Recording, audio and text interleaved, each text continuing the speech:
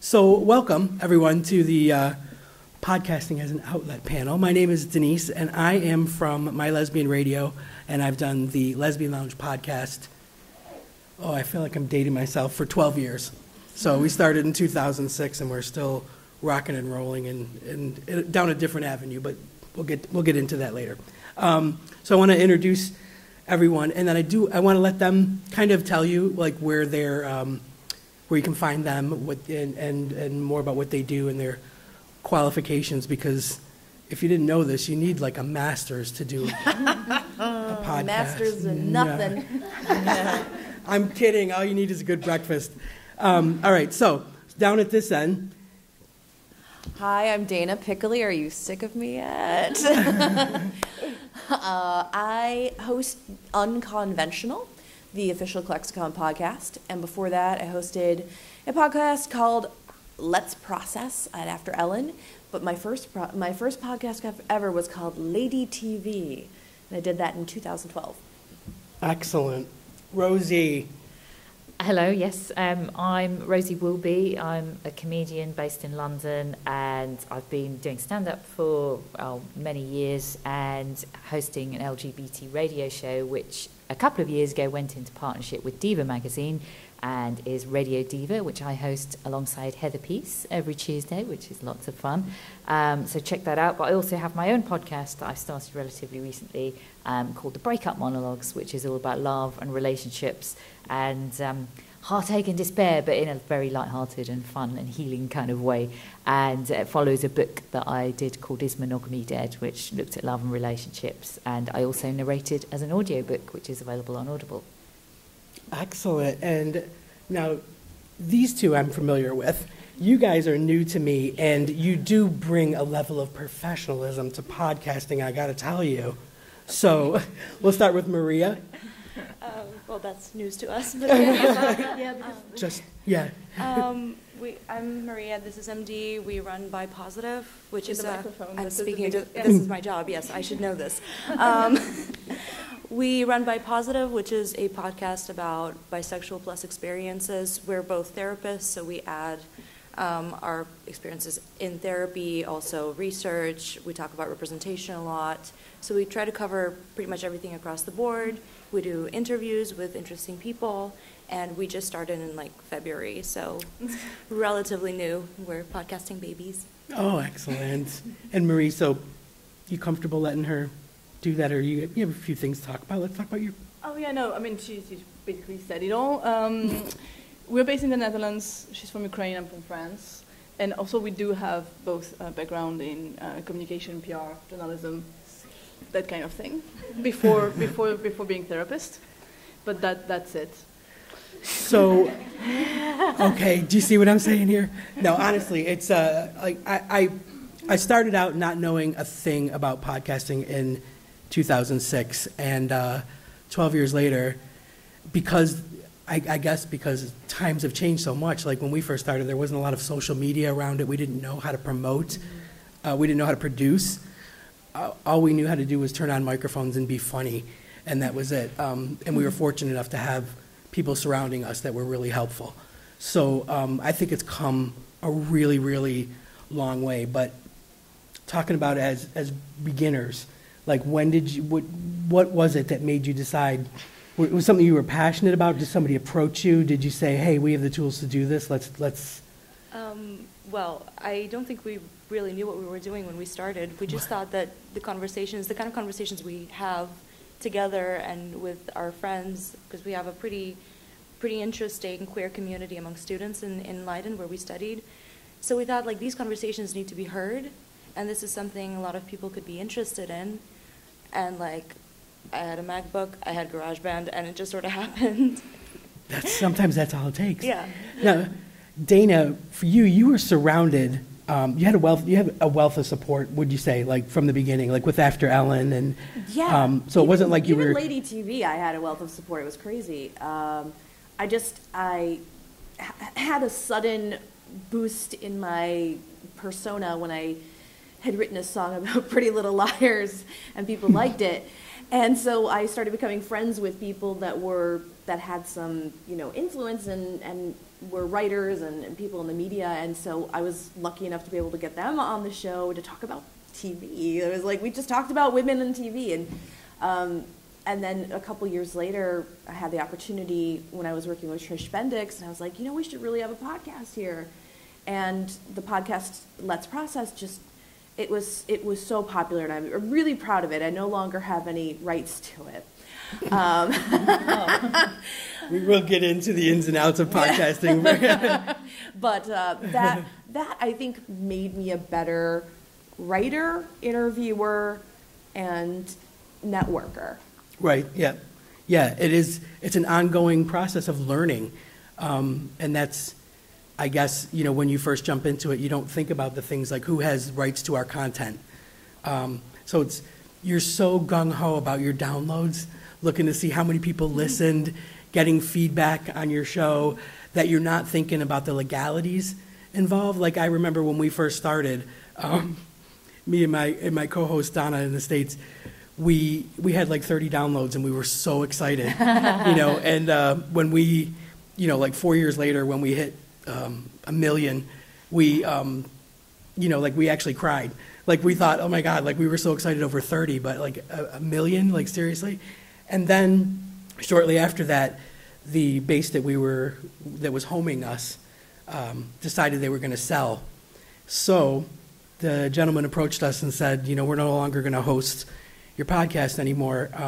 So do you want to buy us out for your content? And we were like, yeah, we totally do. We want to retain the rights to our stuff. He's like, great, if you could write me a check for $40,000. Oh. And I don't know if we can, we shit ourselves. Like we actually didn't know what we were. You can say shit, you totally can. We can? Okay, yeah, excellent. So yeah, we shit ourselves. And that's funny that the next panel that I'm doing is on micro budgeting, because we had to find a micro budget for $40,000 to buy everything, like the .com, all our shows, our iTunes library. So there's a lot to consider when you think you want to go into podcasting. It really isn't about just connecting with your listeners. There's so much more to it.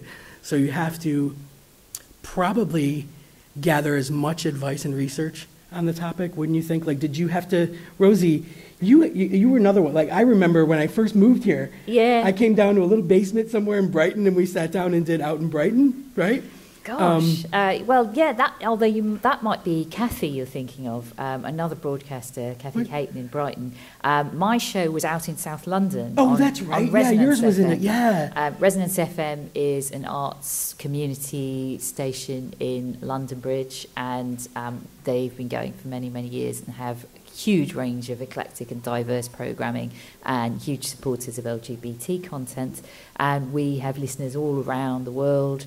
Particularly since we became Radio Diva. It's in exactly the same slot that my old show out of South London was on. It goes out live 6:30 on Resonance FM, which people can stream around the world. But obviously then people can listen to it again as very much as they would a podcast. Right. So I think we met when I was doing Out in South London. Right. Which is So one of my first. Like, did you ever worry about that? Like, what was happening with your content? Did you want to retain the rights of your content? Well, of course. I suppose I'm just puzzled how someone else did own the rights to your content. I'm quite curious as to how that happens. When you're working for a company, or when you are affiliated with an organization or a site, and they own, if they're putting it up, they own it. Mm-hmm. Just like every single article I've ever written for After Ellen is owned by After Ellen. It's not owned by me. Right. And these are just things that we were incredibly uneducated on. Like, really, every time we did a show, never once did we think that it wasn't ours. It was our voice. We were doing it out of my apartment. It was our computer stuff. Were you paying them, or they were hosting it for free, or how did it work? No, we weren't paying anything. I just approached them and said, well, look, we have a show we want to try and do. And he said, yeah, sure. Well, we'll stream you and everything. And he literally flew from Atlanta, Georgia to Florida in a day. Wow. And set up my studio. So, so when he approached us for that $40,000 covered our iTunes library, all our content, our .com, our hosting, and then as well as all the equipment that he set us up with. So in other words, if you want to continue doing it at the level that you're doing it, this is what it's going to cost you. We don't want to scare you. Yeah. No, that is That many of you will not even remotely have to deal with this, but Right. we were working for. Yeah, yeah. we We were want to talk working- more about like podcasting, like your podcast, not like I think what it was that I think it was if you're self-funding and self-financing, Yeah, yeah, if exactly. someone's providing services And Yeah. that's that just one you thing, use that for property free. law is very different in the EU and in the US. So I don't know everything about that. I'm not a specialist in it, but I know that property law is different. so And your property is your property. I'm not entirely sure, but it has to be checked country by country. Yeah, definitely. Because it's different. That's good. That's And I think- excellent advice. And I It think is. that in the US, the system is a lot less protective Probably. than in the EU. Yeah, So it yeah. might be And also, if Yeah. you hadn't signed a contract, I think there wouldn't. Yeah, we certainly did. in the UK, they wouldn't really have a leg to stand on in saying they owned your contract unless you had signed a piece of paper Yeah. saying that. Yeah, no, we definitely you had had. to in the very beginning. Ah, Yeah, okay. yeah. But like, yeah, never, not smart enough to read the fine print. Okay, not, yeah. nothing. Well, it's like, often honestly, we written didn't. very, very small, isn't it? Yes, very small. And the thing of it was we weren't sure where we were going to be in 3 years if we wanted to course. keep doing it or not. So, and I think, podcasting it has to be about a passion. Like you guys are passionate about what you're talking about, or your passion is helping people. But there has to be something behind why you want to do it. I think that's the most important thing, and the feedback that you get spurs you on. So after a couple of years of doing it, you kind of create a base. And that's what you end up everything shifts and you find yourself doing it for your base more or less than for doing it for yourselves. Do you guys what kind of feedback do you get? Well, we've Do you gotten get like people reach out for help? not for help specifically, but we've gotten a couple of emails from people. Actually, it's surprising that we had this wave of emails from people who were in straight passing relationships, so bisexual or bi plus people in straight passing relationships in like rural United States who felt completely isolated, and we would get pages and pages from them saying thank you for giving them some room to breathe and giving them something Right. to relate to. Exactly. So that was pretty amazing, and it's surprising how many of those we got. and some question as well, Mm. but not like ask for help per se, but a couple of questions that we could answer Yeah. by email. Oh, so you engage through email, and did you address the emails on your podcast, or is that more of a privacy thing, like you don't want to do that? I mean, we try not to, but if someone suggests a topic, then we will try to include it and give credit to the person if they're comfortable with it. Excellent, yeah, yep. But otherwise, no, we try to just thank the people who reached out to us, and that's enough. Right. So let's talk a little bit about the format of the shows that you are thinking about creating. Some of them are Q&A, some of them have a guest, some of them are just strictly chat, some of them are funny, some of them are serious, some of them are pop culture related. So, Dana, you were extremely versed in pop culture. Yes. Right? So was that like, when you decided on a format, you did have some access to guests, didn't you? Yes. Yeah. I've always had guests. That's always been my thing. And I've built my career kind of being around a pretty candid and comfortable interviewer. Mhm. And so I wanted to make my talk spaces feel like that. And I wanted to give fans access to people that they loved and celebrities or personalities in a more comfortable way than they normally get to hear them or see them. So to me, I've always had guests. Now I usually do my format is I usually do a little intro myself. I like do some, a little bit of house cleaning, a little content here and there, and then I introduce a guest, and then the bulk of the show is the guest. And that's pretty much always been the way I've done it. Yeah. Now, Rosie, do Yes. you feel like you separate your do you have like a stand-up persona as opposed to a, podcast or radio host? Do you have to separate the two? Is it completely comedy-based? authentically me. I mean, Yeah. they're all extensions of me. Yes, obviously, I guess when I go on stage as a stand-up perhaps you exaggerate things and situations a little bit more for comedic effect, and there'll maybe be a punchline, and you know in real life that isn't actually what happened. But there's usually a sense of emotional truth about what I say on stage. Whereas, yes, when I'm interviewing somebody in the radio studio or for my podcast, there's much more, of a sense of realness and authenticity. And I guess what I've particularly looked at with the breakup monologues and some of my comedy shows about love and relationships in the book is sort of looking at non-normative relationships, and particularly obviously with looking at monogamy, looking at kind of polyamory and new kind of what I would call queer approaches to relationships, because I think even straight couples I know who are opening up their relationships are kind of taking their lead from the LGBTQ plus community, really, because we've pioneered looking at notions of family and relationships differently for many, many decades. So, because we have set out the sort of legal norms. So yeah, I often get messages from people who really appreciate sort of looking at things like that. The Breakup Monologues, my new podcast, is something that I've now decided really works well as a live show that we record.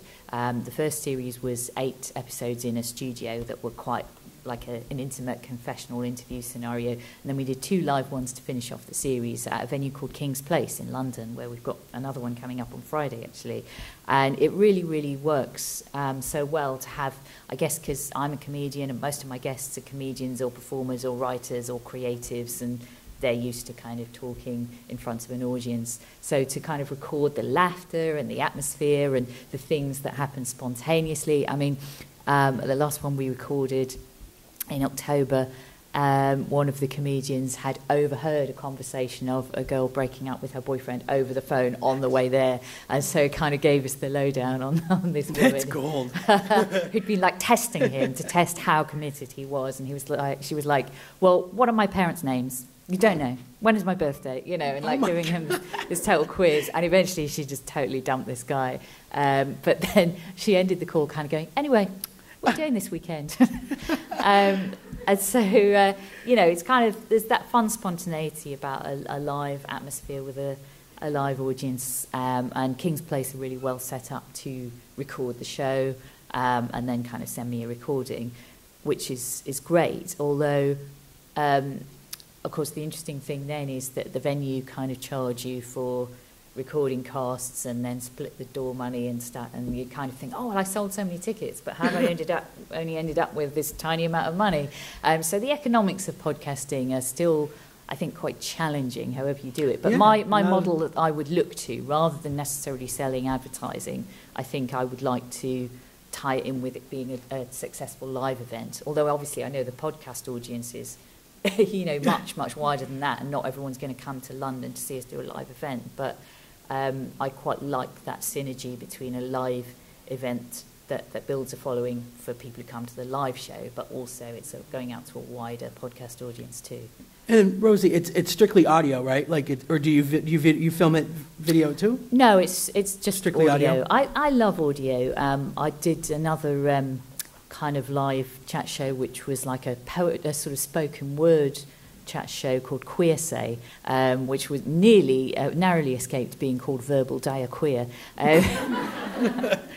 And I thought that was really nice because I would interview spoken word artists, some of whom were very funny and comedic, some of whom were more serious about their art form and their inspirations. And poetry in particular seemed to work so well with the intimacy of audio, and even though some of them were great performers live on the stage, not engaging with them visually. When you listen to it, you really... Yeah. I like to say that I have a face for podcasting. Yeah, I used to say that too. Like, what other job, basically, could you do in your pajamas? You know, and just, no makeup, no bra. It was like the greatest thing. I have to, hold on. I do all my podcasts via Skype. So I'm always looking at my guest. I'm always looking at my guest. But it's like, hey. I remember the days talking to Kathy DeBono, and because it was all phone in, me and my co-host would be like, yeah, we're in pajamas with no bra. What are you wearing, Kathy? Of course, you're Kathy like jeans and a a wife beater, a vest, or you guys call it a vest, and the girls would go nuts, like just the visual. So yeah, you didn't actually have to have cameras on, like you really could have fun. And you have to think about that too. You definitely have to think about how things are going to translate to someone who's just listening and not seeing what you're seeing. Part of it, I think, and you guys could probably attest to this because, let me just like really quick, Dana, you do sometimes have guests. Rosie, you sometimes have guests. Yeah. You guys, is it just you two, or do you have guests in a studio with you, or? We have guests sometimes. You do, you yeah, do. The thing is, like, we're not famous, so we can't reach out to anyone famous. Yeah, so we no, try right, to, no. But it's also a positive thing in the way that we can give a voice to people who are not heard at all. Sure. So we have people reach out to us, and they say something interesting on, like, Twitter, and then we talk to them, and they turn out to be this wealth of queer wisdom, and it's always super interesting to hear from, you know, the layperson, if you will. Right. But so yeah, we do have guests, some on Skype, some live. Yeah, we used to love having listeners call in. I want to just address something you just said. You said, we're not famous, so we can't get... So what? Yeah, you got I mean, MD behind like, your name. Like, MD is, that's... I mean, when I was on Lady TV, I just literally tweeted at people I thought were cool. And I was like, would you like to be on my dumb podcast about television? They were like, okay. I mean, the worst they can say is no, so don't let that be something. If there's somebody you want to talk to or want to have on, just say hi. Definitely. Always take a shot. There's nothing, I mean, there's no worse regret than thinking, like, what could have been, what could have happened. You know, we were fortunate enough to have people like Jane Lynch and Fortune Feimster. Like, I don't know if you guys are, if you know who she is, but very funny comedian who's just kind of coming into her own now with TV sitcoms and stand-up shows and tours. But I found her on YouTube doing, you know, just like a stand-up bit about being a fat Hooters waitress, and I just thought she was absolutely hilarious. So I just reached out through her contact information that I got through YouTube, and had her on the show many times after that, and she still remembers us. Like, that kind of thing is just really cool to think that she didn't know who we didn't really know who she was. She didn't know who we were, and she still did the show, and now, you know, even with her successes, still would be on the show if I asked her tomorrow. So it's you know, always take a shot. Like, yeah, it's, you know, I mean, we all probably have like a you know, self-esteem things and confidence things, but honestly, it's worth it, because when something hits, it ends up being like gold. You feel so good about it, and it really helps. It helps you out, helps the show, everything. So let's talk a little bit about, okay, we kind of talked about the economics of podcasting. I do remember at one point, me and my co-host said, we just looked at each other like not knowing anything and said, you know what, we should make a pact right here and right now to never charge for a podcast, as if we were ever going to be able to. Like that. But, so anyways, like monetary wise, we were talking about like selling advertising or commercials. You know, there's so little regulations, you know, about the internet, about the FAA, about how it affects, you know, what's going out there on a live show, whether it's a recorded show. So basically, your budget, you know, either comes from your supporters, yourself. How do you guys find it? Like, what do you? Maria? We don't. Right. We don't make any money out of it. Right. Never. No. You don't. I mean, we had already the equipment. Yeah. And I mean, because it's very basic, what we use. Yep. Then actually we created the thing because it was nice, it was fun to do.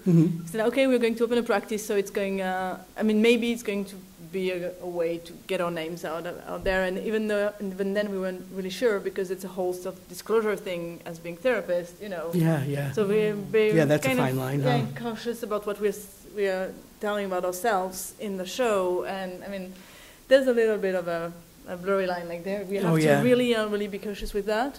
So we never thought, I mean, we did like some merch, but it was just for fun for ourselves more than for selling them.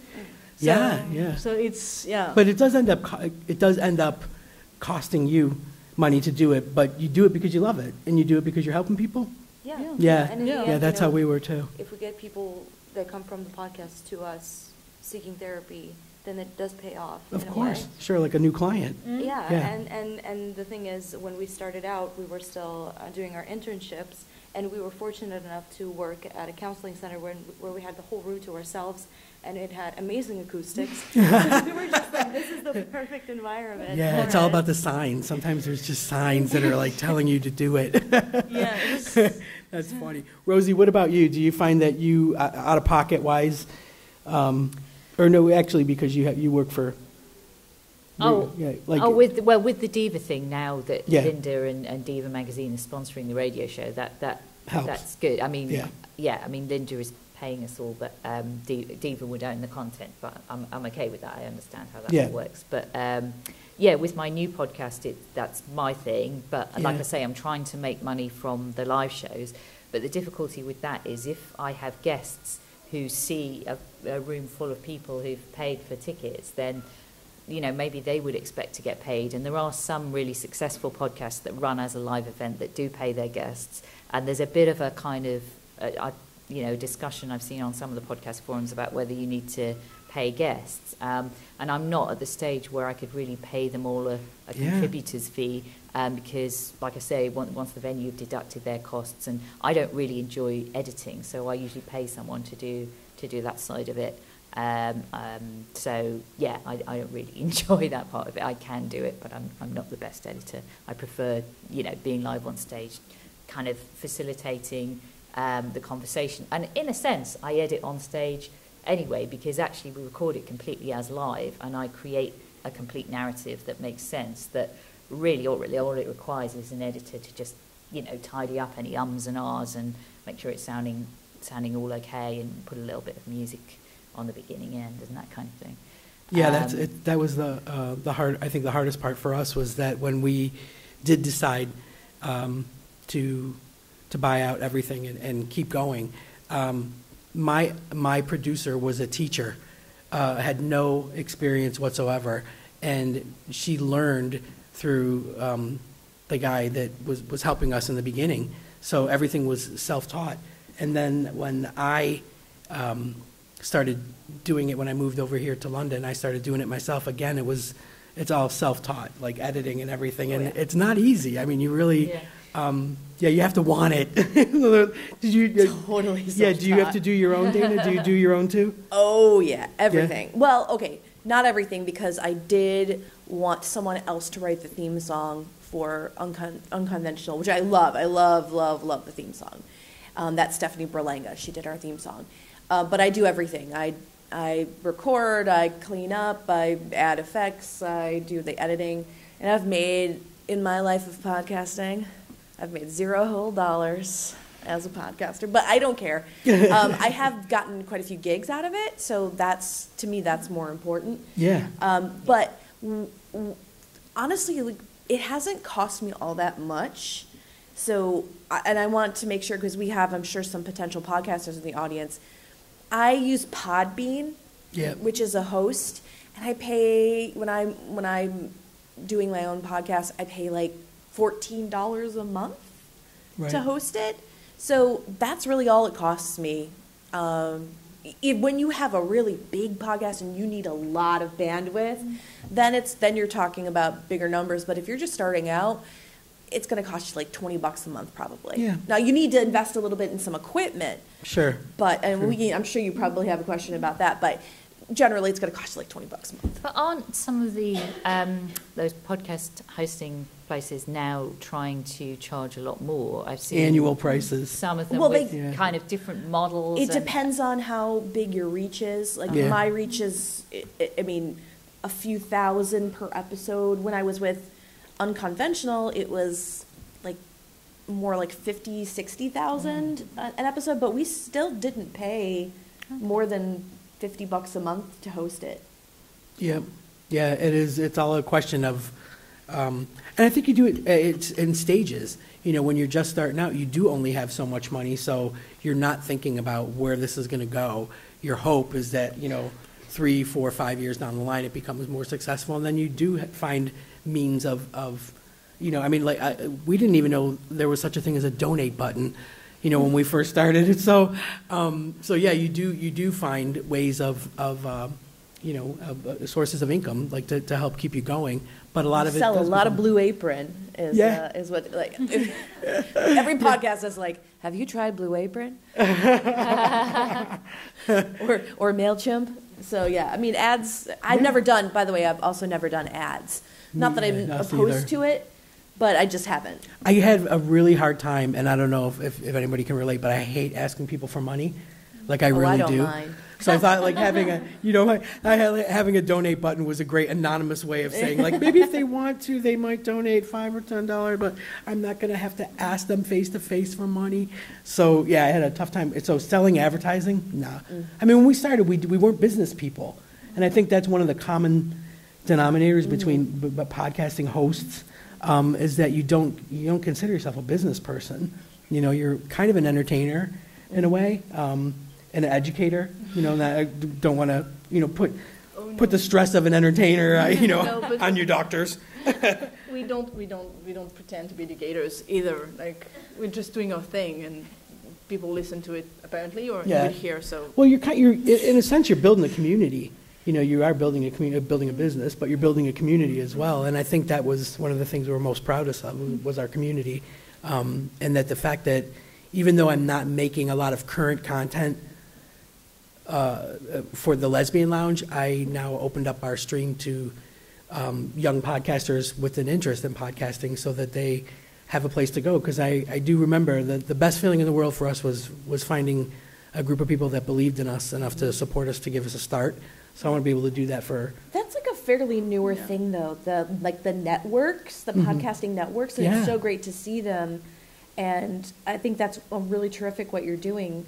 Because it can feel really scary to just kind of put yourself out there in the world and be like, is anyone going to care or see this or hear this? Right. But yeah, the networking thing has become a new thing. And there's a great podcasting network that does a lot of reviews on lesbian fiction and books and things like that. And they have like 8 different podcasts within their network. Yeah. I'm very impressed. We have an author named Claire Lydon. I don't know if anybody's familiar with Claire. Yeah, right? She hosts a podcast called The Lesbian Book Club that I have on the My Lesbian radio stream. And I get, being, spinning my wheels so hard for so long, like 2006, like for the first 10 years, just spin. And to finally generate downloads that were impressive enough for me to take a breath.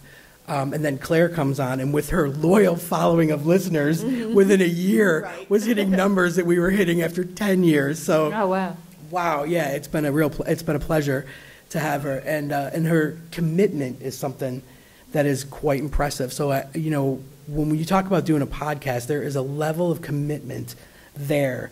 You don't want to let listeners down that are finally starting to connect. So, if you are uploading things on a certain day of the week or month or whatever, it's really important that content is there for the listeners. Like it really becomes a hardcore commitment that's one of the things, like opening up the stream to new podcasters, is I'm having a real difficult time finding people that will commit to a schedule of having something like, a file in my Dropbox on a certain day of the month. Can you commit to doing this for 6 months? Can you commit to doing it for a year? And I don't get very many people that can. So I was impressed with Claire, not only for her following that she had, but also for her level of commitment. We're on year 3 now, and she has never missed a month, and it's like, finally. Denise, what's your feeling about whether you can generate an audience with a monthly podcast as well as you can if you're more regular? Because I started hearing that a lot of... if you did want to go the advertising route now, I was chatting to a host called Acast, who a lot of people I know here use, and they are now looking for your weekly downloads figure, which of course is very difficult to hit a large weekly downloads figure if you release monthly. Yeah. And apparently that they're sort of looking for like minimum 5,000 now. Oh my God! They're starting to. I mean, there's obviously lots of other great hosts, but they are one that I knew of, and they're starting to get more choosy, and that seems to be, or maybe it's a threshold for if they give you kind of a good deal or something. But I just wondered about that, because I released the Breakup Monologues monthly at first, but now I'm recording them and saving them to maybe release weekly as a series next year. That is one way to go. Yeah. I just find it hard for anybody to commit to anything monthly, let alone weekly. So yeah, it would be Well, I think for so long it was always about your website traffic, and now it used to be that we drove people to our website to do the download, but you don't have to download anything anymore because there's streaming sites Right. available. So you're not taking up space on your, like that's the beauty of this. But when you the downloads, I don't know that there's a way to track how many come in weekly because again, never being a business-minded person, I didn't ever pull a report. It wasn't until we were, like I said, we were 3 years in before somebody said, you hit 1 million downloads. I'm like, how do you even know that? And they pulled up reports that were, that you were able to find through iTunes and through, through our own website. Once again, I had nothing to do with, but having a producer that had a geeky kind of mind went in and found all these reports that were run, and it's a great way to know who you're reaching out to. It would tell you where the downloads were coming from, if it was UK or, we had people in the most remote parts of the world that were finding us, that it was absolutely astounding. So yeah, I think with Google Analytics and all these, different things, you got to be choosy about, what your platform is going to be, and make sure that you can pull reports. I remember we started expanding the different avenues where people could find us. So we used to be just iTunes, then it was iTunes and Podbean, now it's iTunes, Podbean, Stitcher. If there's places where you can put your content for free, by all means do it, but do remember to go back and collect reports so that you can see what, Stitchers, it's just right out there.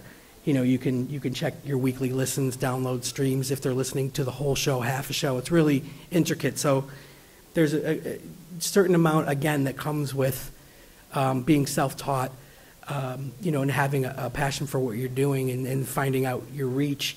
Danny, did you have people that did that for you?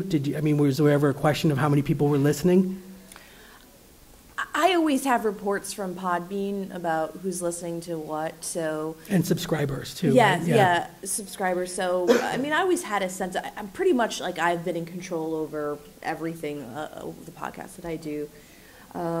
Sometimes I'm surprised Yeah, me too, right. what is popular and what isn't. Yeah. But yeah, I've always had a decent handle on what's going on. Do you, Rosie? Do you get numbers back? Do they sit down and say to you, we've reached, we've had this many downloads, or the audience we're reaching is at this number? Yeah, I with the podcast, the person who is doing kind of editing and uploading it for me was kind of sorting out the tech end of it and the hosting. So yeah, kind of was sending me numbers and stuff. Obviously, with Radio Diva, we're a live radio show as well as having stats for how many people have kind of listened to it afterwards as a podcast, and that's a little bit more difficult to know for sure because it goes out through different ways, because some people listen to it in London on FM, some people listen on DAB, and loads of people around the world listen online. Yeah, so yeah, it's I found that really interesting when I moved here. Yeah, about so DAB I think it's and hard FM to. I radio. think the figures that we have for that are slightly more of a guesstimate based on Right. different samples, Right. rather than absolute accurate figures. And But- what about you guys? Do you use a special way to track your numbers and figures? She's doing everything. I don't know. Yeah, I'm the tech person. I do the editing and I do all the social media and the. Did you have any background in that at all, or was it all just self-taught now? I worked in marketing at my old university. That was Okay. about it, and Yeah. then the rest of it is just trying to figure out, Googling stuff, piecing it together. Yeah, we use SoundCloud. Okay, which another is- good one. Yep. Yeah, Yeah. which it's quite cheap, it's quite accessible, and of course we have an iTunes account as well. Mhm. So through those two, we can kind of monitor the stats. We do have to pay for Excellent. it, of course, but it's pretty intuitive. But also for us, it's not that much about the listens, but it's about the community that we build, as you Mhm. said. So for us, the number of followers we have on Twitter is actually more important.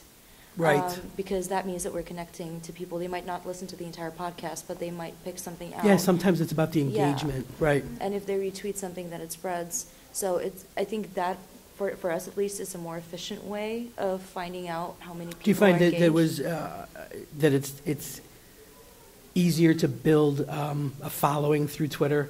Oh, yeah. Yeah. We don't have a website. Okay. So we started with, I don't know, I'm very comfortable without having a website, honestly, because we already manage the practice. Yeah, It in has- this it's day a and lot age, of I'm not things to really do. sure that it is as important as it used to be. Yeah, Yeah. so Yeah. with Twitter, and we started an Instagram just because we wanted to have one, like, just to have it. Yeah. And then I go back, like, a month later, and we have, like, 150 followers in there without posting anything, and I'm like, what Wow. happened? Like, so. Yeah, that's a hashtag thing, isn't it? Like, I find Yeah, I like have no sometimes that idea. you hashtag something and all of a sudden you have a lot more followers on No, but Instagram. there was nothing on the Instagram. There was nothing. Oh, on no? it. Nothing. Yeah, so. Well, then people are looking for you. That Yeah, it probably wasn't means they're like looking spam for or you. anything. Yeah. It was like very thematic Great. Instagram account, so I was like, okay, so we have to get on that then. Right. Yeah, it is, social media plays such a part in building the following that you want. I want to know a little bit about what you guys are interested in, what you want to hear about, what you want to know about. Or if you have your own podcasts. Yeah, Yeah. yeah. All right, let me do this so I can yell it back to you guys. Okay. You take the microphone? You've been very technical about building a following and how to set up a podcast. You haven't really talked a lot about content. And like, how do you prepare for a podcast? Like, which kind of subject engaged the community the most, and like stuff like that. Well, first of all, what engages you? That's what's most important. If you are trying to appeal to an audience first, it's not going to be successful for you. Focus on what you love to talk about. And then find an audience that also appreciates that. So content, I mean, people can, I mean, there's everything from sports statistics to D&D live games. I mean, like it doesn't matter. It's what you love and connecting with the people that love the same thing. That's really what it's about. Yeah, but how do you prepare? Like, because I know I'm not very. Prepare? I'm supposed to prepare for my podcast? Shit. I wish I would have known this in 2012.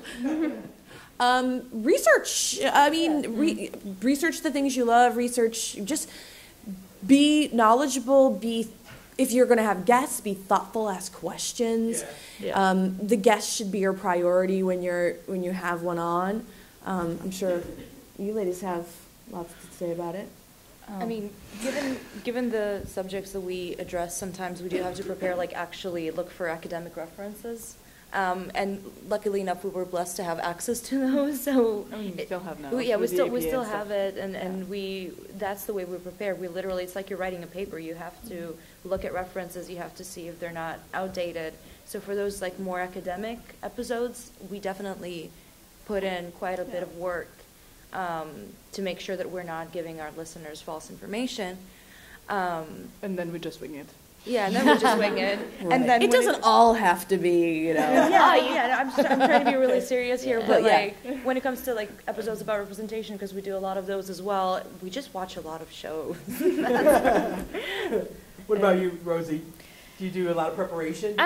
Yeah, well, when I prepare for Radio Diva, we often have authors on, so it means that I get to read fascinating books that they've written or watch films that our filmmaker guests Do you have. actually read the books? I usually do because I love reading books because I've written a book as well. I mean, sometimes I've You only... learn to speed read after all. Yeah, you really I do. mean, sometimes I've only read the first half, but it's quite good if I haven't read the ending because sometimes it's too tempting to like give it away on air or something.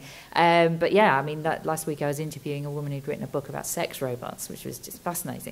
But I think for me, like thinking about what to do as a podcast, it was, similar to thinking about what to write my book about. It was kind of the stuff that I'd been doing comedy about for many years, was looking at the kind of some of the psychology behind love and relationships, because that has always fascinated me, because I wanted to kind of solve my own relationship dilemmas and kind of go on a quest to kind of figure out my own love life, and that's kind of been part of the narrative of all my work as well, is finally kind of meeting a really fantastic girlfriend and and having a really healthy, happy relationship rather than kind of some of my past dramas. Yes. I'm gonna admit, like, I know when we first started, we were very fly by the seat of your pants kind of show where we talked a lot about ourselves. Then we talked a little bit about other people's projects, because I think when we first started, we were really driven by wanting to support our community. So if somebody on a tiny budget was making a web series, then people started coming to us and saying, can you talk about this? As our following grew, we had to do less and less worrying about what topics we were going to talk about, because we did get approached by LGBT authors, LGBT filmmakers. We got involved with Logo TV and were able to have guests from their television shows on. We got involved with the promoter of the Dinah, and every year she would make sure that the lineup, the guests at the Dinah would come on our show and promote. So in the beginning, it was a struggle, as far as like having very, trying to make sure that we were finding businesses, whether they were little remote bars in the Midwest in the United States. If they had a website, I would talk about it. So I was struggling for content in the beginning, but by the third and fourth year, people were just inundating us with things that they wanted us to discuss. So it became quite easy, but you still had to do your research. A lot of times I wouldn't have, I was working a day job, which that's something we should talk about too, is I never gave up a day job because you needed that money. I know we only have like 3 more minutes though, unfortunately. Do we really? Okay, let's go. But question, does anyone have stuff about equipment? Like, do you know where to start? Do you know what you need? No? I see a head shake here. Okay, do you want to know what you need? Okay, good. So I use a Mac with GarageBand. Super easy, it's already in your Mac. And I use a blue snowball mic that I plug into my computer. And then what I do is when I'm using Skype, I have a small amplifier that I put the Skype, the person I'm interviewing in, I blast their voice into the mic as well, so that we both sound like we're coming from the same distance, so then we sound like we're in the same room with each other. All in all, I think my equipment, besides the computer, you don't have to have a Mac, but my equipment cost me about $150. Yeah, you can certainly buy more expensive mics, but a snowball is a really good sort of beginner or intermediate. It'll cost you about $80-$100. I think I bought an ATK 1000 microphone or something, and that was about $100. Yeah, and then also I used Audacity because I found that it was the a lot of people use Audacity. Yeah, it was the easiest. Struggling to learn editing, it was the easiest free, software that was out there.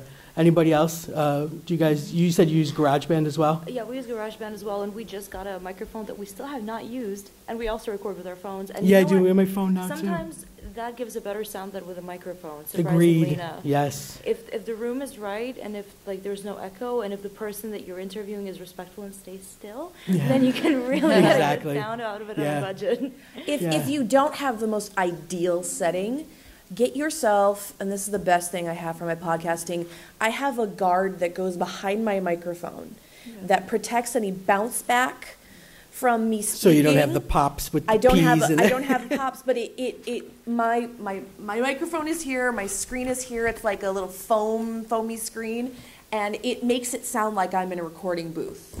And that cost me maybe $40. Yeah, all in all, I think the most important thing is it doesn't cost a lot to get yourself going, but you will find that there's a huge podcasting community out there that everybody has their own way of doing it, has their own ideas on software, has their own ideas on the best host, whether it be Podbean, SoundCloud, Stitcher. There's so many options available, whereas when I first started, there wasn't. And now it's growing. And I'll tell you one thing, I just want to say what aggravates me is when you get like a celebrity like Alec Baldwin or Anna Faris that comes out with a podcast and you think, what are you doing? Why are you doing a podcast? Let us podcasters do this.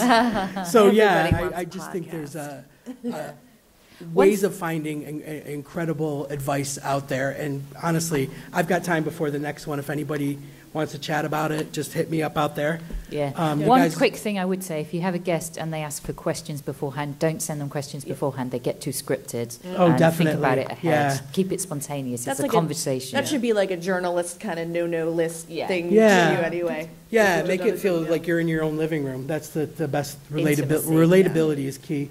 Definitely. Thank you guys have been awesome. Terrific. Thank you.